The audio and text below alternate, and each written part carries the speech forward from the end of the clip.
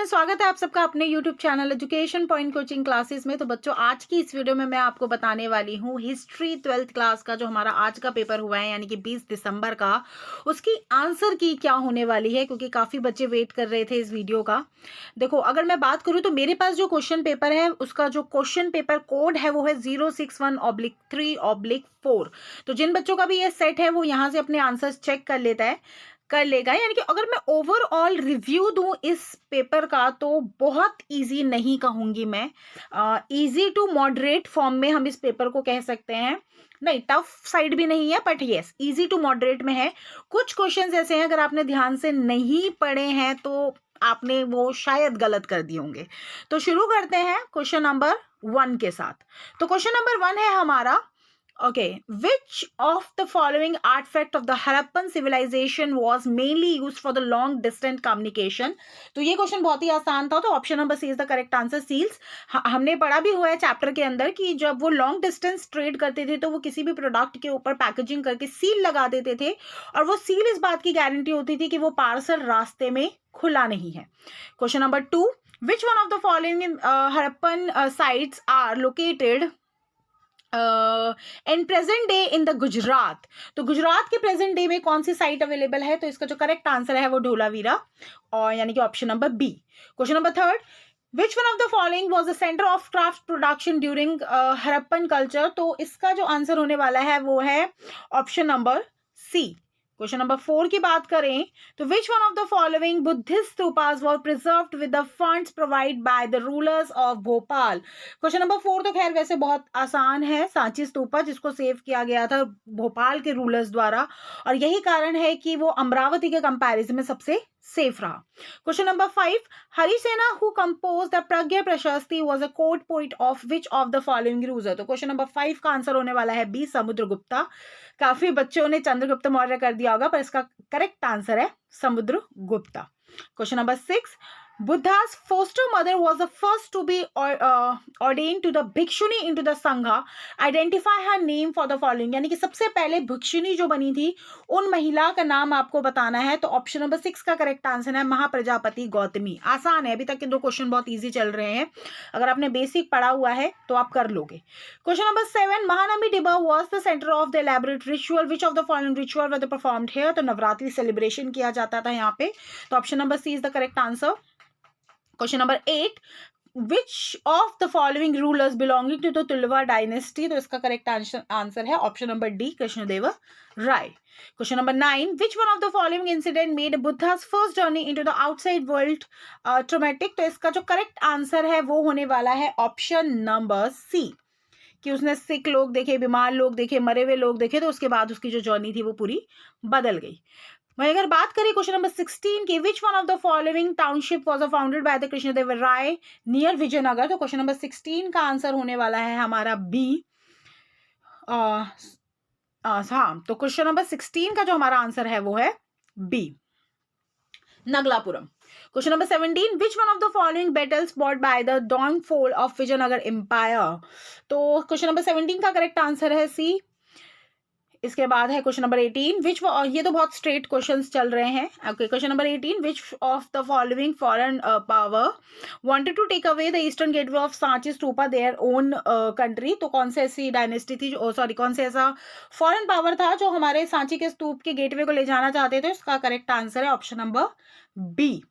वहीं अगर बात करें क्वेश्चन नंबर 19 की, तो which one of the following pairs is correctly matched? तो इसका जो करेक्ट आंसर है वो क्वेश्चन नंबर 19 का जो आंसर है वो है डी है। एंड अगर बात करें क्वेश्चन नंबर 20 की, तो identify the text with the help of the following information. आपके सामने ये थोड़े से हटके क्वेश्चन आए थे, 3 जैसे कि आपको स्टेटमेंट दे दी थी, एंड इनमें से आपको बताना था कि कौन सी चीज ज्यादा उसके साथ रिलेट करती है। जैसे कि it is one of the best known legal text of early India, यानी कि लीगल टेक्स्ट में से एक है, written in the Sanskrit version, compiled with the 2nd century BCE to the 2nd century CE। अब यहाँ पे बच्चे कंफ्यूज हो गए होंगे बिटवीन महाभारत एंड मनुस्मृति, तो इसका जो करेक्ट आंसर है बेटा क्वेश्चन नंबर 20 का वो होने वाला है डी, मनुस्मृति। वहीं अगर बात करें क्वेश्चन नंबर 21 की, which one of the following is a correct pair regarding the teaching of Buddha? तो 21 का करेक्ट आंसर होने वाला है सी। Question number 22। ओके, तो क्वेश्चन नंबर 22 की अगर बात करें कि read the following statement regarding the Alvar saints of medieval India and choose the correct option. तो 3 लाइंस है, उसमें से आपको करेक्ट ऑप्शन चुनना था, तो वैसे इसका करेक्ट आंसर है डी, क्योंकि बहुत छोटी छोटी चीज़ें के साथ सीबीएसई काफ़ी अच्छा पेपर डिज़ाइन करते हैं, क्योंकि हमारा इस तरफ ध्यान नहीं जाता। अब जैसे अलवार की बात की जाए तो वो डिवोटी ऑफ विष्णु थे, शिव के नहीं थे, नयनार थे शिव के भक्त। तो इसका मतलब ऑप्शन नंबर 1 तो यहीं से ही गलत हो जाता है। और अलवार वर कंपाइल्ड द नयनार दिव्य प्रबंधम, तो ये भी गलत है। ये करेक्ट है, yes, and R was the first Alvar tradition, तो ये करेक्ट है। तो only third is the correct answer. तो इस हिसाब से क्वेश्चन नंबर डी करेक्ट है। 23rd की अगर बात करें तो which one of the following empire issue the gold coins for the first time in the first century CE in India. तो 23rd का करेक्ट आंसर होने वाला है Kushanas empire. And 24th, which one of the following is a part of Tipitaka. वैसे तो ये question थोड़ा सा ढूंढना पड़ेगा, बट जहां तक मेरी नॉलेज में है इसका correct answer option number D है। वैसे किताब में हमें ढूंढना पड़ेगा, इतना इजीली मिलेगा नहीं। 25th की अगर बात करें तो arrange this the chronological order and choose the correct option. अब ये वही बच्चा कर पाएगा जिसने अच्छे से हिस्ट्री को पढ़ा होगा। मैं आपको बता दूं, वैसे इसका करेक्ट आंसर होने वाला है 25 का डी, क्योंकि सबसे पहले मगध को रूलर्स क्रिएट हुआ, मगधा क्रिएट हुआ, देन अलेक्जेंडर का रोल आया, उसके बाद अशोक आया, एंड देन नहीं, वन सेकेंड, यस, इसके बाद गुप्तास रूलर्स आए। तो ये जो हमारा ऑप्शन नंबर डी है 25 का, वो करेक्ट होने वाला है। 4th, 1st, 2nd and 3rd। वहीं अगर बात करें क्वेश्चन नंबर 26 की कि which one of the following books was written by the एमिस्ट मेके, तो इसका 26 का भी जो आंसर होने वाला है वो है early Indus civilisation, option number C. 27। Okay, तो भाई अगर क्वेश्चन नंबर 27 की बात की जाए तो which of the following statement prove that there was some authority to take a decision and implement them in Harappan society. तो क्वेश्चन नंबर 27 का करेक्ट आंसर होने वाला है ए, यानी कि फर्स्ट एंड जो सेकंड स्टेटमेंट है वो हमारी करेक्ट है।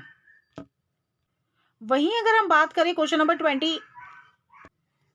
28 की, तो 28 का है हमारा identify the character of Mahabharata with the help of the following information. Okay, ruler of Hastinapur, premature death, brother of Dhritarashtra. तो इसका 28 का हमारा करेक्ट है। अगर हम तीनों फीचर्स देखें तो पांडु। 29 की अगर बात करें तो which of the following are the major literacy source to reconstruct the history of Maurya empire. तो 29 का हमारा करेक्ट आंसर होने वाला है option number C, 1, 2nd and 3rd। Question number 30, again assertion and reasoning वाले कुछ क्वेश्चंस आ गए हैं। एक ही क्वेश्चन है वैसे तो, आई थिंक एक या दो ही है। Between 6th to 4th century BC Magadha become the most powerful महाजनपद।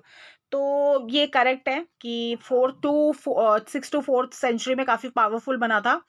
And Magadha had agriculture productive area, yes, iron mines and vast forest area, ये भी करेक्ट है। तो इसका मतलब ऑप्शन नंबर ए इसका करेक्ट है। 31st की अगर हम बात करें तो which one of the following statement regarding the Buddhist sect is correct. तो इसका करेक्ट आंसर है डी, हीनयान एंड महायान। ये थोड़ा सा क्वेश्चन थोड़ा सा वैसा आ गया था। Question number 32, okay, consider the following statement and select the ones that are true. तो क्वेश्चन नंबर 32 का आंसर होने वाला है D, first, second and fourth, यानी कि ऑप्शन नंबर जो 3rd है वो थोड़ा सा स्टेटमेंट हमारी गलत है। ये मैं थोड़ा सा जल्दी करा रही हूँ ताकि आपको आंसर्स जल्दी मिल जाए। 33 की अगर हम बात करें तो read the following statement identify the character of Mahabharat.